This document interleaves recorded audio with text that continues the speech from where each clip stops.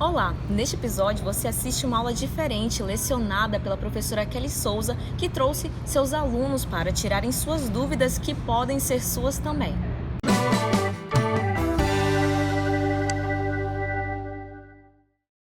Boa tarde, sejam bem-vindos a mais um episódio da série Saberes e Dicas da TV LEPET. Eu sou Kelly Souza, professora da Universidade do Estado do Amazonas, e hoje nós vamos conversar um pouquinho sobre conhecimentos pedagógicos para concurso público para professor. Nesse momento, nós vamos trabalhar com algumas questões já utilizadas nos concursos de 2016 pelo mesmo instituto que vai estar realizando o concurso nesse ano de 2018, e a partir dessas questões nós vamos então discutindo os conceitos que estão presentes em cada uma dessas questões. Vamos lá então. Nós temos uma primeira questão que trabalha dentro de um dos conteúdos que está proposto no edital de concurso da CEMET na cidade de Manaus, que fala sobre a questão da gestão da sala de aula. Então, a questão proposta, que é uma questão que trabalha com as questões afirmativas, é bem importante vocês perceberem o quê? Todas as vezes que a gente vai fazer um concurso, gente, a gente tem que se preocupar em saber quem é o instituto, quem é a empresa que está organizando esse concurso, para a gente tentar entender um pouquinho como é que eles trabalham o processo de elaboração das questões.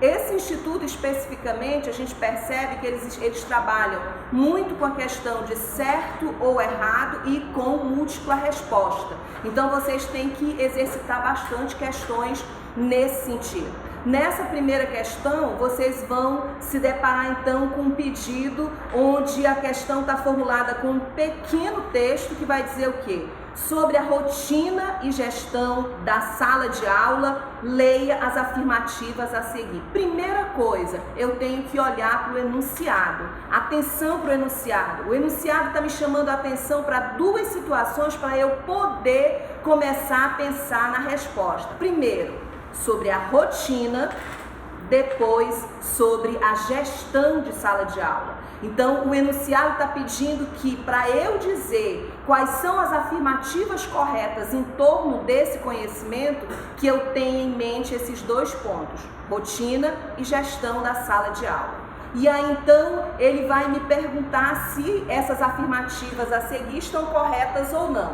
Na primeira, no trabalho pedagógico diário, o professor precisa gerir o uso do tempo em sala de aula direcionado para a aprendizagem.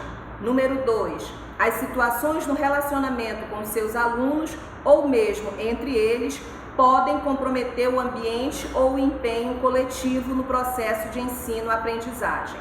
Número 3, os saberes experienciais surgem como núcleo vital do saber docente, núcleo a partir do qual os professores tentam transformar suas relações de exterioridade com os saberes em relações de interioridade com sua própria prática.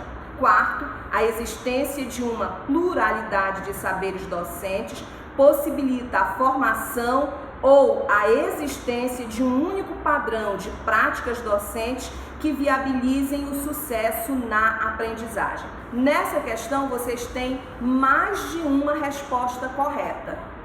Então, pensem rapidamente qual seria a resposta correta. De repente, você leu as 4 possibilidades e você acha que é só uma. Ou você pode achar que não é nenhuma. Ou você pode achar que é mais de uma. Se vocês fossem agora, se vocês estivessem fazendo o concurso, qual seria a alternativa que vocês marcariam?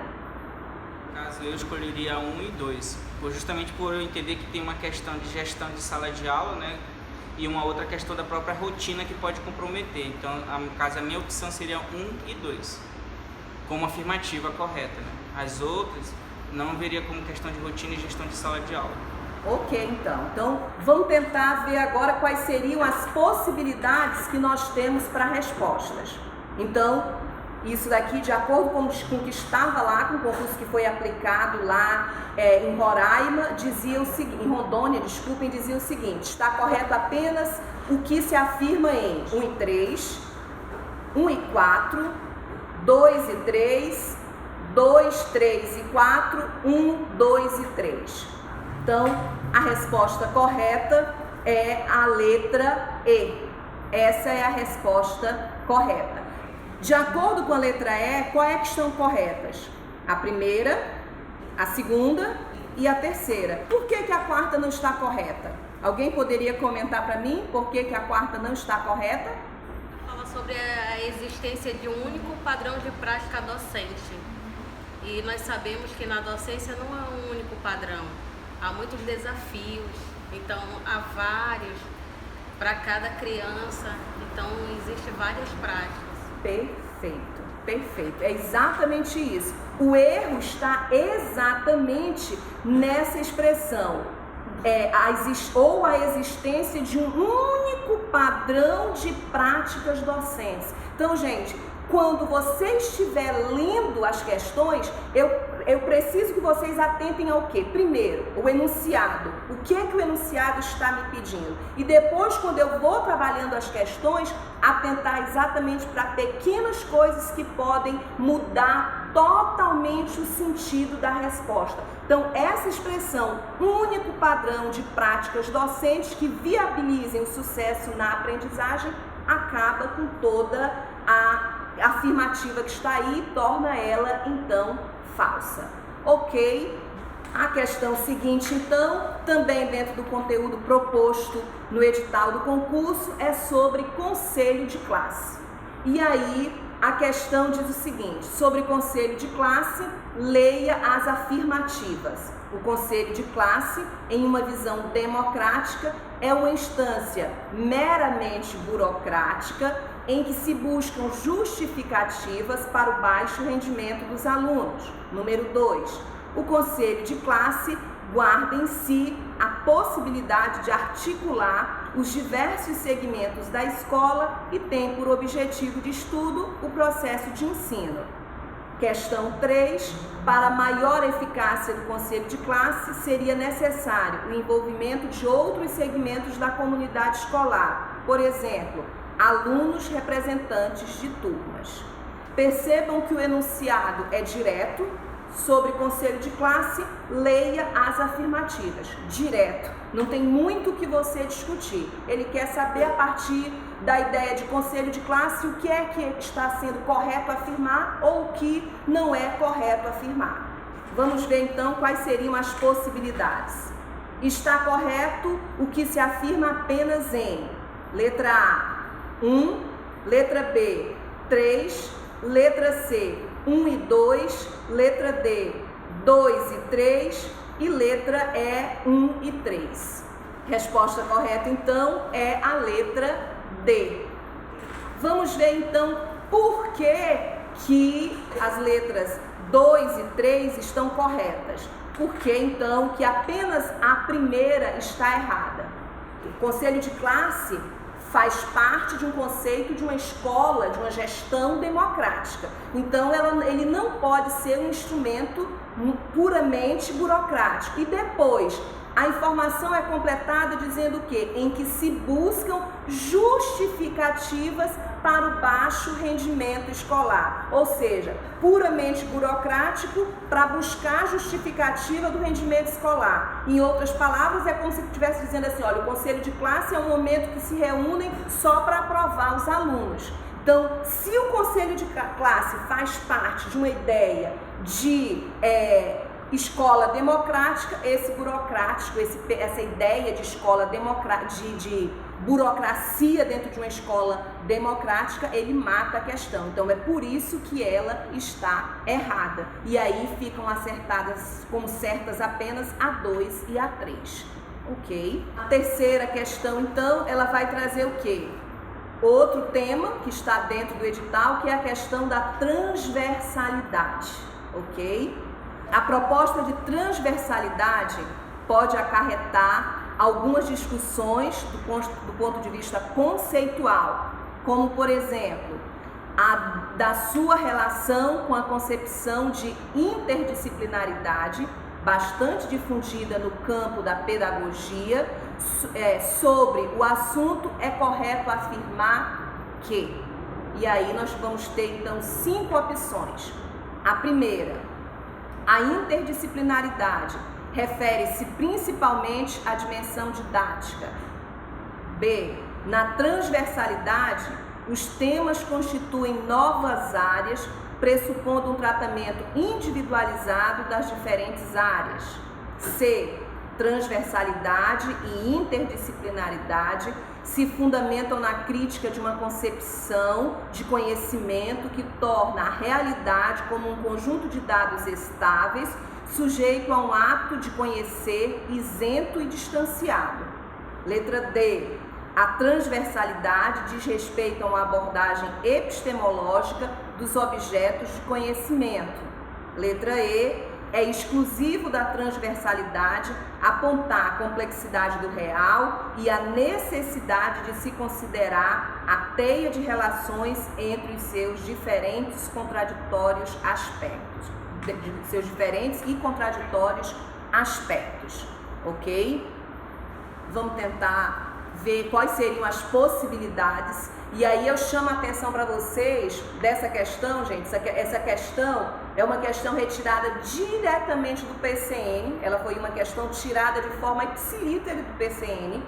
E aí ela traz alguns conceitos na própria questão que elas vão se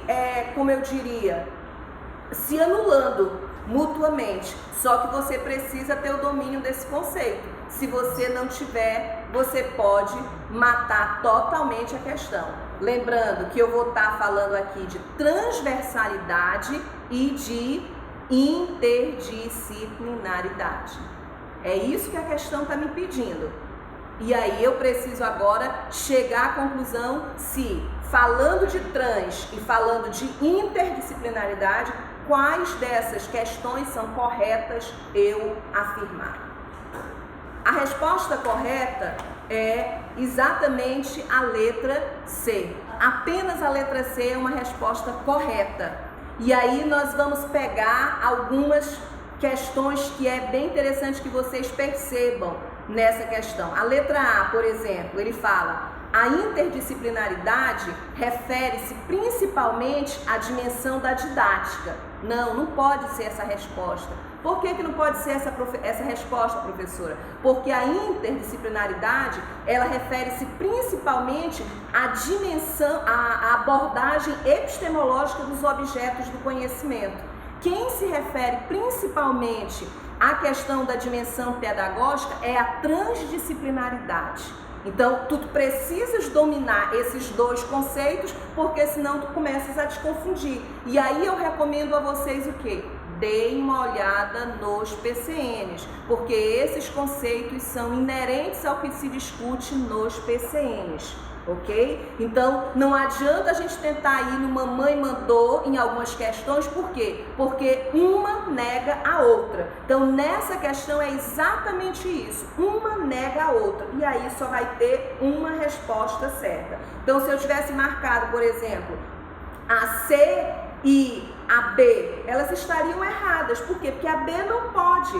Se você olha a B, ela olha rapidamente, você já vê que ela está errada. Por quê? Porque ela vai dizer que os temas constituem novas áreas, que é exatamente o que se nega, a possibilidade não são novas áreas, pressupondo um tratamento individualizado. Quando falou em tratamento individualizado dentro da relação inter e transdisciplinaridade, já mata a questão. Então você precisa responder analisando o que é que a resposta pode ser uma negativa para aquilo que está me pedindo. Então, sempre que eu falar de inter e transdisciplinaridade, eu vou levar o quê? Lembrar, transdisciplinaridade está relacionada à didática. Interdisciplinaridade está ligada à questão epistemológica. Então, guardem isso na cabecinha de vocês, porque são questões que provavelmente, ditas de outra forma, entram no concurso para trabalhar as questões da inter e da transdisciplinaridade, ok? Próxima questão, a questão do caráter político e pedagógico do PPP, que também é questão prevista lá no edital do concurso. Ou seja, vocês precisam entender como é que se constrói os conceitos em torno do projeto político-pedagógico nas escolas. E aí essa questão, ela traz exatamente isso. Compreender o caráter político e pedagógico do PPP leva a considerar, olha só, compreender o caráter político e pedagógico. Gravem essas duas informações. Eu preciso agora dar uma resposta em relação ao PPP, considerando o quê? O seu caráter político e o seu caráter pedagógico. E aí eu vou ter as 5 opções de resposta. A primeira, a função social da educação e da escola em uma sociedade cada vez mais excludente, que é na ação pedagógica da escola que se torna possível a efetivação de práticas sociais e emancipatórias, a necessária organicidade entre o PPP e os anseios da comunidade escolar. 4, a finalidade da escola como formadora de um sujeito crítico, criativo e participativo, na perspectiva emancipatória como um instrumento de controle burocratizado, voltado apenas para o cumprimento de normas técnicas de aplicação de estatísticas. Vamos tentar então ver quais são as alternativas de resposta para ver o que é que vocês marcariam. Estão corretas apenas 2, 4 e 5? Estão corretas apenas 1, 2, 3 e 4? Estão corretas apenas 3, 4 e 5? Estão corretas apenas 1, 2, 3 e 5? Estão corretas apenas 1, 3, 4 e 5? Vamos ver então. Resposta correta é a resposta B. Ou seja, a resposta B está dizendo que das 5 afirmativas apresentadas, 4 estão corretas, ok? Por que então que a última afirmativa ela não está correta, gente? Simples. Vamos tentar ir lá para a questão. Nós estamos falando de quê? Do caráter político e pedagógico. E aí a questão vem e me diz o quê? Que na perspectiva emancipatória, como instrumento de controle, ou seja, emancipatória, controle, vão conversar esses conceitos? Emancipação e controle, burocratizado, voltado apenas para o cumprimento de normas técnicas e aplicação de estatística. Então, eu já vou lá para o enunciado da questão e retomo. O enunciado da questão diz que o caráter político e pedagógico do PPP. Será que o caráter político e pedagógico do PPP está linkado simplesmente ao cumprimento de normas técnicas? Obviamente que não. Então, exatamente por isso que essa não é uma afirmativa aceitável, ok?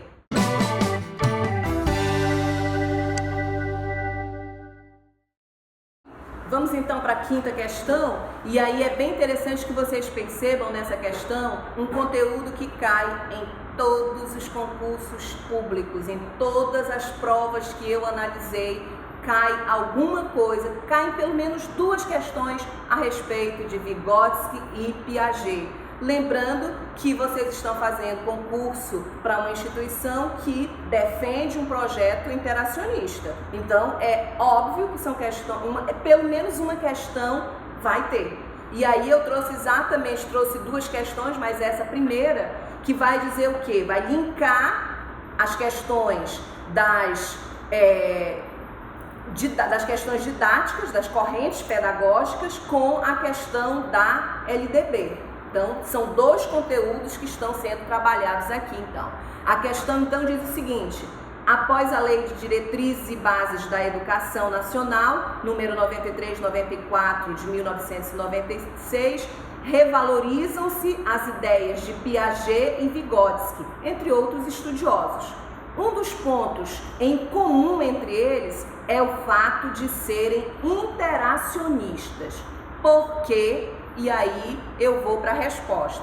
Mas aí eu preciso destacar o que, gente? O que são teóricos interacionistas? Se eu não tiver claro na minha cabecinha, lá nos meus conceitos apreendidos durante a minha formação universitária, quem são os teóricos interacionistas e qual é a base epistemológica do interacionismo, não adianta que eu vou, no máximo, mamãe mandou. Eu não vou conseguir responder. Então, a base dessa questão é eu lembrar, eu trazer à tona e buscar lá na minha memória quem são esses teóricos interacionistas e qual é a base epistemológica do interacionismo, ok?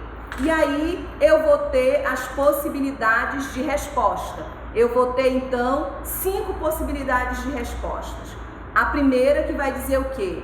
As ideias desses psicólogos interacionistas vão de encontro da concepção linguística textual e a análise do discurso, entre outras.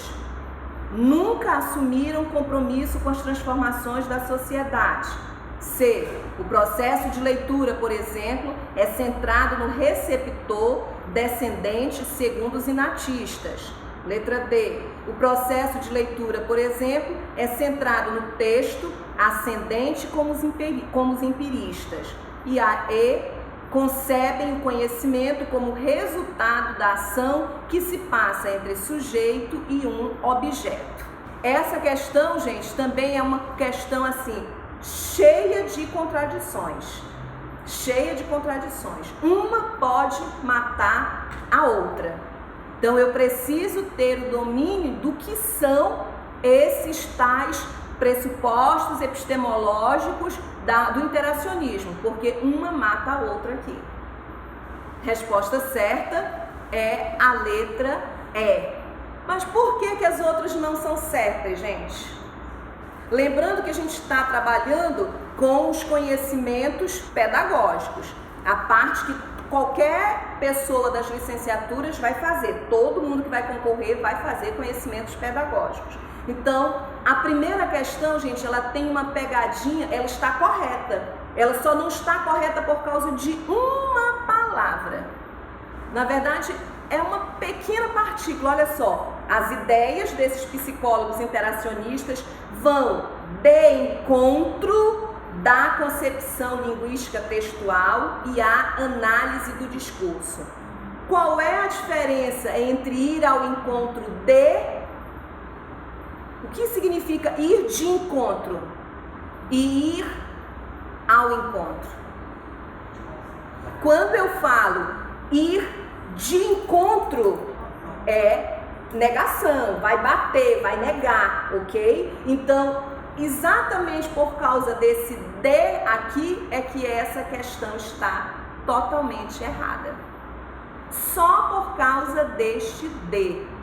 Na verdade, as ideias deles vão ao encontro das concepções linguísticas textuais, análise do discurso, entre outras possibilidades na construção da língua, mas não vão vão ao.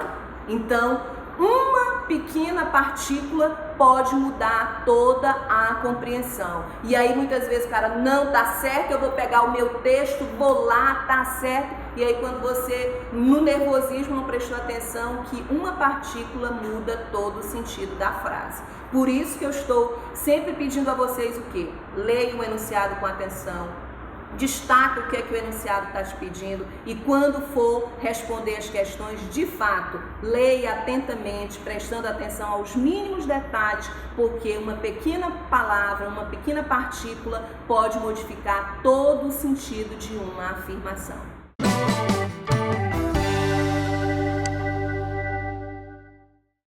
Agora sobre currículo, que também está previsto no edital lá do concurso, e aí... Primeiro, enunciado direto, ok, gente? Então, eu tenho que responder a respeito de currículo, enunciado direto.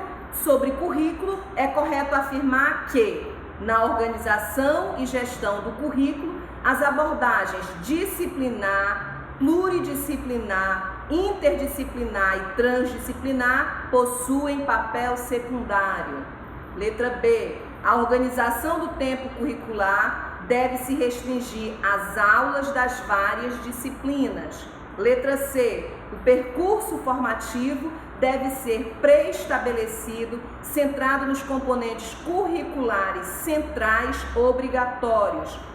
Letra D, os efeitos das políticas curriculares no contexto da prática são condicionados por questões individuais e disciplinares. Letra E, é o conjunto de valores e práticas que proporcionam a produção e a socialização de significados no espaço social. E aí, a partir dessas 5 questões, o que é correto afirmar a respeito do currículo? Vamos tentar ver qual seria a resposta correta. Resposta correta é a letra E. Por que as outras 4 não poderiam ser a resposta correta? Não poderiam ser a afirmativa correta? Vamos olhar, por exemplo, a primeira letra, a letra A. Quando eu me deparo com a palavra com a frase, possuem papel secundário, matou a questão, gente, acabou, você já elimina, não pode ser essa questão, porque de forma alguma eu vou dizer que no currículo as questões das abordagens pluri, interdisciplinar e transdisciplinar vão ter papel secundário, então já anulo. Na letra B, por que a letra B não vai estar correta? Por que ela não é uma afirmativa correta? Quando eu pego, deve-se restringir, a palavra restringir as aulas das várias disciplinas, a palavra restringir mata a questão. Então percebam, uma palavra mata toda a questão, uma frase mata toda a questão. E é a isso que vocês precisam estar ligados. Então essa questão é uma questão que foi retirada também de onde? Lá das diretrizes curriculares da educação básica, que vocês não podem deixar de ler, porque nas diretrizes curriculares para a educação básica há vários conceitos que estão entrando em diferentes provas de concurso para professor. Vamos para a questão número 7, e aí nós vamos então trabalhar agora com a questão da avaliação. No ensino fundamental e no médio, a figura da promoção e da classificação pode ser adotada em qualquer ano, série ou outra unidade de percurso escolhida, exceto no primeiro ano do ensino fundamental. Essas duas figuras, que figuras? Promoção e classificação, ok? Então, é bem interessante a gente também tomar cuidado com os enunciados longos. Por quê? Porque os enunciados longos podem nos confundir. Então, ela vem trazendo o texto, aí depois ela diz, essas duas figuras, que figuras? Aí alguém diz, o ensino fundamental e o médio. Não, olha lá no início. No ensino fundamental e no médio, a figura da promoção e da classificação. Então, a minha resposta tem relação com a questão de promoção e classificação no ensino fundamental. A exceção, exceto no primeiro ano do ensino fundamental. Então, essas duas figuras fundamentam-se na orientação de que a verificação do rendimento escolar observará os seguintes critérios. Aí vamos lá para os critérios. Primeiro, a avaliação contínua e cumulativa do desempenho do estudante, com prevalência dos aspectos quantitativos sobre os qualitativos e dos resultados ao longo do período sobre os de eventuais provas finais. Número 2, possibilidade de aceleração de estudos para estudantes com atraso escolar. Número 3, possibilidade de avanço nos cursos e nas séries mediante verificação da aprendizagem. Número 4, caráter facultativo de apoio pedagógico destinado à recuperação contínua e concomitante de aprendizagem de estudantes com déficit de rendimento escolar. Então, estão corretos apenas 2, 3 e 4? Letra B, 2 e 3? Letra C, 1 e 3? Letra D, 1, 2 e 4? Letra E, 1, 2 e 3? Vamos ver qual é a resposta correta. Letra B. Letra B. Apenas os itens 2 e 3 são critérios corretos de se afirmar a respeito da questão que nós formulamos anteriormente. Vamos tentar entender por que as outras questões não estão erradas. Questão número 1. Por que ela está errada, gente? Está errado exatamente porque ele diz o quê? Prevalência dos aspectos quantitativos sobre os qualitativos, quando na verdade é ao contrário, então está invertido, é quali sobre quanti. Então, apenas essa inversão, quanti-quali, modifica todo o sentido do critério. Depois, então, eu vou ter a resposta 2, que está correta, sim. Eu vou ter a resposta 3, que também está correta, e aí eu vou ter a resposta 4, que não está correta. Por que não está correta? Alguém tem uma ideia? Caráter facultativo. Isso daqui é um critério também, tá, gente? Todos 4 são critérios que estão lá nas diretrizes, entretanto, a palavra caráter facultativo mudou todo o sentido desse critério. Então, é por isso que a resposta correta é 2 e 3. Ok, gente? Vamos lá, então, para a 8ª questão.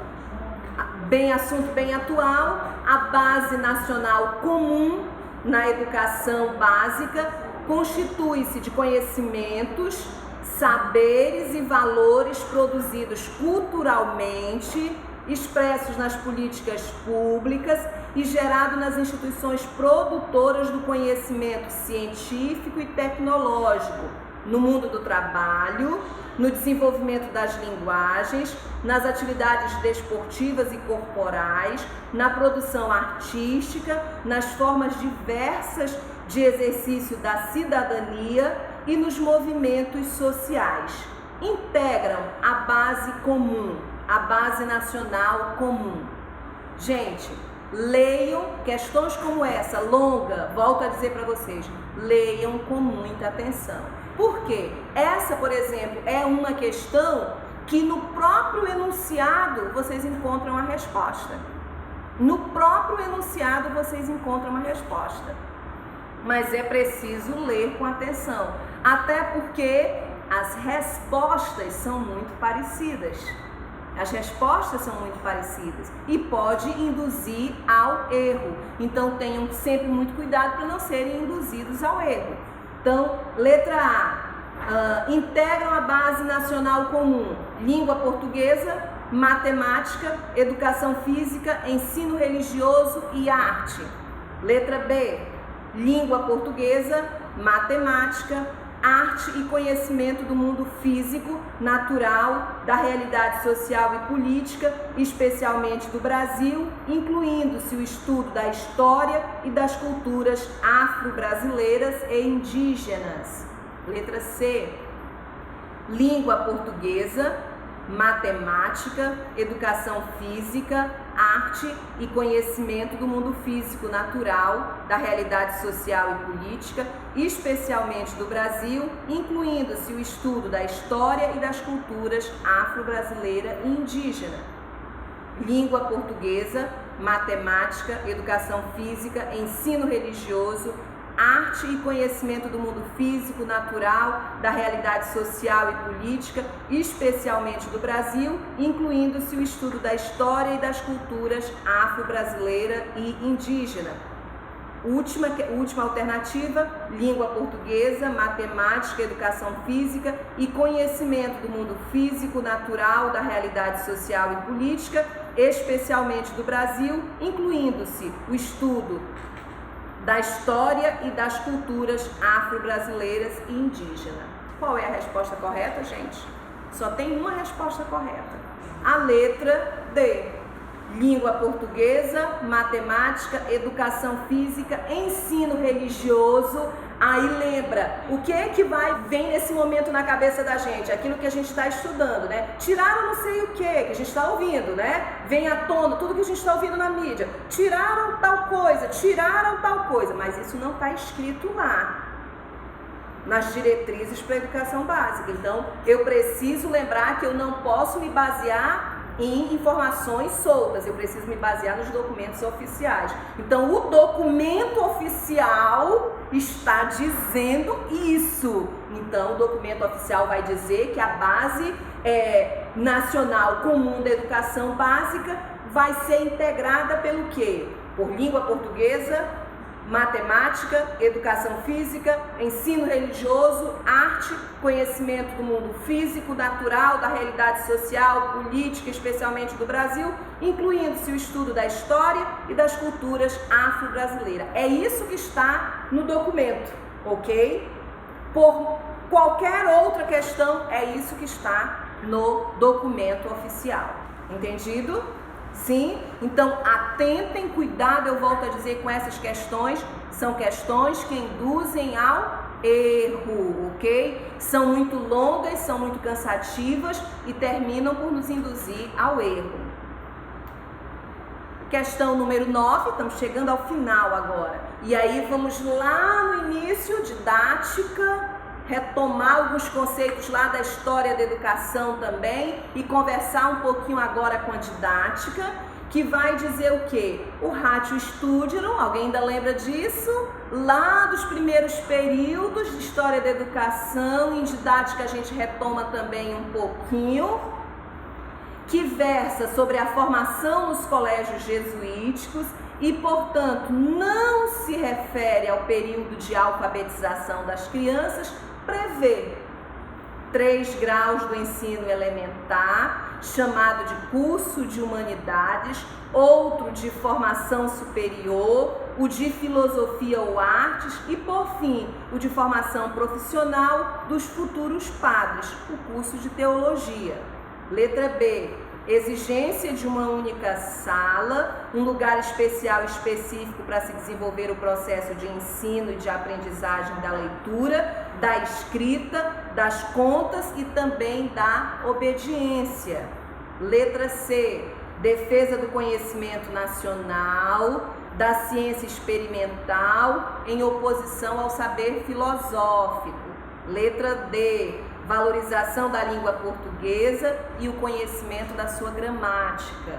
Letra E, ensino da doutrina cristã, da leitura e da escrita aos meninos, por meio de um misto de cartilha e catecismo que existiam na época. Gente, essa questão é história da educação pura.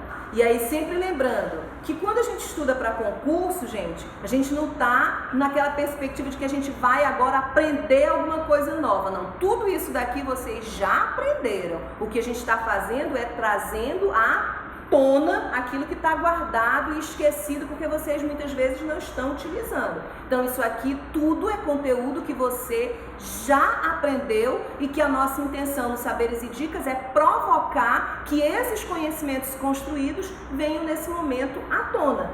Vamos ver qual seria a resposta.